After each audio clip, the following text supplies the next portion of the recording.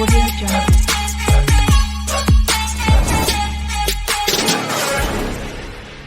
अगर आपको हमारा काम पसंद आए तो आप हमारा चैनल सब्सक्राइब करके हमारी हौसला अफजाई जरूर करें। नमस्कार, मैं इस समय जेएनयू में हूँ और हमारे साथ है उम्मुल खैर। उम्मुल अपने बारे में आपको बताएंगे भी। उम्मुल के बारे में बस एक बात बताना चाह रहा हूँ कि वो यूपीएससी उन्होंने क्वालिफाई किया है और उनकी जो संघर्ष की कहानी है वो कई लोगों को प्रेरित कर रही है। कल जब आपके बारे में जब उर्दू पे चल रहा था तो कई लोगों ने कहा कि हम और जानना चाहते हैं। तो उम्मुल, आप तो सबसे पहले हमारे पाठकों को या श्रोताओं को, दर्शकों को आप अपने बारे में थोड़ा सा और बताइए। मैं बताना चाहूँगी कि मैं राजस्थान से बिलोंग करती हूँ और राजस्थान में फैमिली एक कंजर्वेटिव अनएडुकेटेड परिवार से संबंध है मेरा। और जब मैं 5 साल की थी तो मैं दिल्ली आ गई थी। तो जिस वक्त हम दिल्ली आए तो हज़रत निज़ामुद्दीन के पास में बारापुला में एक स्लम एरिया है, झुग्गी बस्ती हुआ करती थी। वहाँ मेरा बहुत लंबे समय तक बचपन बीता। और जो घर था वो एक झुग्गी का इमेजिनेशन है कि बल्ली फट्टों से बनी हुई चटाइयों से बना हुआ एक छोटा सा घर था कच्चे फर्श का, और तारपुलिन की छत हुआ करती थी। बरसात में घर में पानी टपकता था तो हम अलग अलग जगह बाल्टी, बर्तन और जग वगैरह लगाया करते थे। और पीछे नाला था बारापुला में, तो जब बरसात होती थी, बाढ़ आ जाती थी नाले में, तो हमारे घर में कई बार पानी आ जाता था। तो उस हालत में बचपन बीता। फिर 2001 में वो झुग्गियाँ भी टूट गई तो घर मतलब एक तरीके से बेघर, मतलब घर नहीं रहा। तो फिर ऐसे में फिर हम त्रिलोकपुरी में आ गए। त्रिलोकपुरी का चयन इसलिए किया गया क्योंकि थोड़ा सा सस्ता इलाका था। त्रिलोकपुरी में आके रहने लगे क्योंकि पापा हज़रत निज़ामुद्दीन के पटरी पे सामान वगैरह बेचा करते थे। तो जब त्रिलोकपुरी से आ गए तो फिर हज़रत निज़ामुद्दीन से हट गए तो फिर काम वगैरह भी पापा का बंद हो गया। तो फिर ऐसे हालात में फिर मैंने त्रिलोकपुरी में ही बच्चों को पढ़ाना शुरू किया।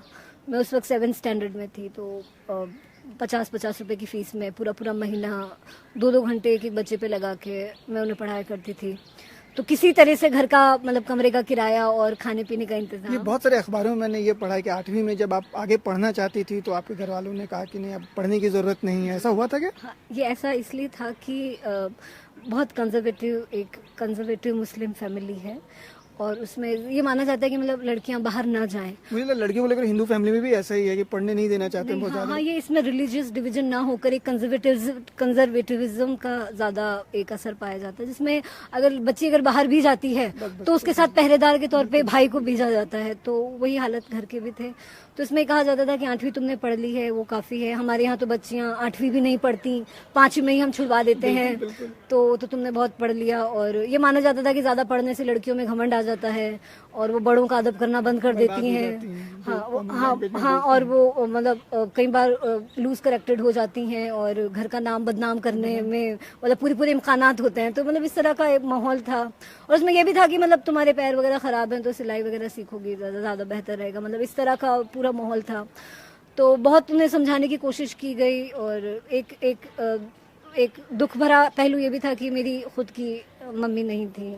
तो वैसे में जो नई मम्मी थी उनको शायद मेरे से हमदर्दी भी शायद कम ही रही हो। इसके लिए क्यों करूं, ज्यादा वो होता अब वो उनकी मंशा जो भी रही हो। तो फिर ऐसे में उन्हें कन्विंस जब नहीं किया गया, उन्होंने कहा कि हम तुम्हें राजस्थान भेज देंगे। तो जब ये पूरा हो गया कि वो मुझे राजस्थान भेज देंगे तो फिर मैं थोड़ी रेबेलियस हुई और मैंने कहा नहीं, मैं पढ़ूंगी। और मुझे याद है मैंने उनसे कहा था कि अगर मैं जिंदा रहूंगी तो मैं पढ़ूंगी और अगर मेरी पढ़ाई छुड़वा दोगे तो इससे अच्छा मैं मर जाऊंगी। तो फिर आपने ट्यूशन पढ़ा के अपनी पढ़ाई जारी रखी? ट्यूशन तो मैंने 7वीं से ही पढ़ाना शुरू कर दिया था। तो जब 9वीं क्लास में जब 8वीं क्लास तक ही हो गया कि मैं नहीं साथ में रहूंगी, तो फिर मैंने पास में मजबूरी में जब एक तरीके से निकाल सा दिया गया था घर से, तो मैंने एक कमरा किराए पे लिया छोटा सा त्रिलोकपुरी में ही। और वहाँ मैं बच्चों को पढ़ाने लगी और फिर खुद सुबह स्कूल जाती थी और शाम को जब आती तो 3 बजे से लेकर 11 बजे तक बच्चों की 2-2 घंटे की शिफ्ट हुआ करती थी, मतलब 3 से 5। ये तो इमेजिन करना कितना मुश्किल है एक लड़की के लिए जो 9वीं या 10वीं में पढ़ रही है, खुद पढ़ा रही है। तो उस पूरे संघर्ष से और जेएनयू तक कैसे आना हुआ? वो बहुत ही स्टेप बाय स्टेप प्रोसेस था। तो 10वीं में मुझे स्कॉलरशिप मिल गई थी अमर ज्योति चैरिटेबल ट्रस्ट से। तो 9वीं 10वीं 11वीं 12वीं स्पॉन्सर्ड हो गई। फिर टॉप कर लिया स्कूल में, हेड गर्ल बन गए, थोड़ी हिम्मत और आ गई। फिर दिल्ली यूनिवर्सिटी से अप्लाइड साइकोलॉजी में बीए कर लिया। फिर उस वक्त ये हालत हो गई थी कि मैं बीए के बाद एमए में साइकोलॉजी नहीं ले सकती थी क्योंकि साइकोलॉजी में प्रैक्टिकल्स होते हैं। तो अगर मैं प्रैक्टिकल के लिए शाम को 6 बजे तक अगर किसी मेंटल हॉस्पिटल में इंटर्न रहूं तो मैं मेरे स्टूडेंट्स को कैसे पढ़ाऊंगी। तो उस मजबूरी में फिर साइकोलॉजी छोड़ी और इंटरनेशनल रिलेशंस पसंद आ गया, एमए में जेएनयू में। तो एंट्रेंस दिया और हालांकि पॉलिटिकल साइंस का बैकग्राउंड नहीं था, साइकोलॉजी की स्टूडेंट थी, मगर फिर भी क्लियर हो गया तो जेएनयू आ गए। और जेएनयू जो था वो एक टर्निंग पॉइंट रहा लाइफ में, क्योंकि यहाँ हॉस्टल मिल गया और तो एक तरीके से रहने का एक इंतजाम हो गया, मेस था तो खाने पीने के बंदोबस्त हो गए। मैं रिलेट कर सकता हूँ आपसे, क्योंकि मैं भी यहाँ से पढ़ा हूँ। और जेएनयू के बारे में जिस तरह की बात चलती है, उनको भी ये पता होना चाहिए कि यहाँ पे कितनी सुविधा मिलती है पढ़ने के लिए। फिर यूपीएससी पहले से आपके दिमाग में था या जेएनयू आने के बाद आया कि यूपीएससी में करना है? यूपीएससी मेरे बचपन का सपना था। जब मैं दूसरी क्लास में थी तभी से, मतलब मैंने कोई कहानी पढ़ी थी सुभाष चंद्र बोस की, पर मुझे पता भी नहीं था मतलब ये होता क्या है, मगर एक जो उसका ऑरा था तो मैंने फैसला किया था कि मैं भी यूपीएससी करूंगी। वो बहुत बाद में मालूम चला कि वो इंडियन एडमिनिस्ट्रेटिव सर्विस के नाम से अब हाँ ये इसका ऐसा प्रोसेस है। तो वो धीरे धीरे वो जुनून बनता गया कि हाँ मुझे भी करना है। मगर वो हालात इस तरह के थे कि अगर आप 8 घंटे रोज बच्चों को पढ़ाते हैं तो फिर आप खुद नहीं पढ़ सकते। तो फिर ऐसे में मैंने अपनी पढ़ाई इसलिए जारी रखी क्योंकि खाली बैठा नहीं जा सकता था, तो अब खुद पढ़ती रही, डिग्रीज लेती रही, बच्चों को पढ़ाती रही। फिर जब जेएनयू आई तो वो टर्निंग पॉइंट रहा।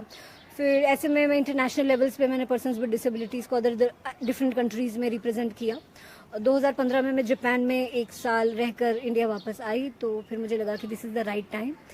तो मैंने 2016 जनवरी में अपनी एमफिल डेजर्टेशन लिखी। हाँ, मैंने पढ़ा है कि आपकी एमफिल जो है डिसेबिलिटी इन रशिया वगैरह पे पीएचडी करना चाहती हैं। जी।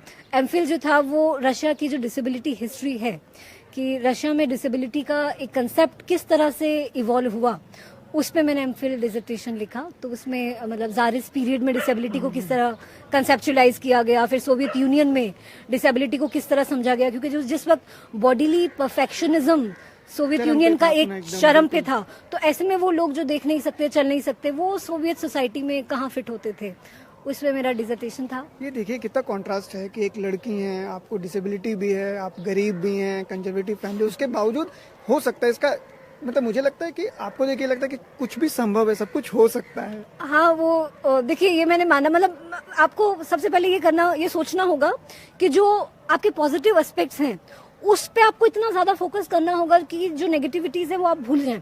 तो जिस वक्त मैं पढ़ती थी, स्कूल जाती थी, तो मैं अपने आप को बहुत ज्यादा खुशनसीब समझती थी कि मैं स्कूल जाती हूँ और मैं पढ़ पा रही हूँ। और मैं अपना कंपैरिजन दूसरे बच्चियों से करती थी कि जिन्होंने 4वीं करके स्कूल छोड़ दिया, 5वीं करके स्कूल छोड़ दिया। तो वो खुशनसीबी का एहसास जो था उसने मुझे भी कभी मेरे डिसेबिलिटी पे ध्यान नहीं देने दिया, कभी इस बात पे ध्यान नहीं देने दिया कि मैं माँ बाप के प्यार से महरूम हूँ या इतनी मतलब गरीबी है कि मुझे रोटी वगैरह का इंतजाम नहीं है। तो पढ़ाई अपने आप में मतलब मुझे बड़ा मगन करके रखने लगी थी। तो आपका ज़्यादा टाइम नहीं लूँगा, एक आखिरी सवाल पूछना चाहता हूँ कि ये मोटिवेशन कहाँ से लाती हैं जो भी यूपीएससी की तैयारी करेंगे, बाकी भी जो लोग, मतलब मुझे आपसे इतना इंस्पिरेशन मिल रही है कि कोई नेगेटिव हो तो सोचो मत, कैसे कि कहाँ से लाती हैं आप इतना इंस्पिरेशन?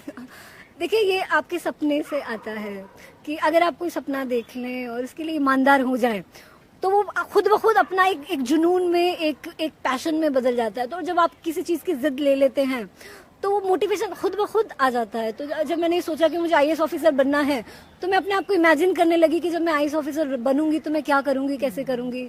तो वो एक वो जो खूबसूरत सपना था तो उसने मुझे हिम्मत दी। अभी आपके पेरेंट्स का क्या रिएक्शन है?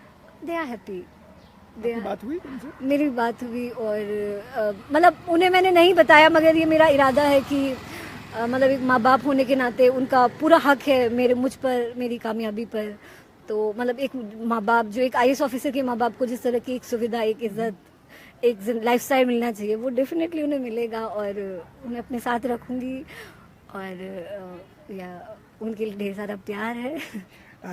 उमुल के साथ ये लाइव अभी बंद करते हैं। बहुत बहुत शुक्रिया उमुल, मैं तो खुद ही आपसे बहुत इंस्पायर्ड फील कर रहा हूँ और आगे भी हम उमुल से संपर्क में रहेंगे और काम करते रहेंगे। मुझे सुशील झा को अनुमति दीजिए। धन्यवाद।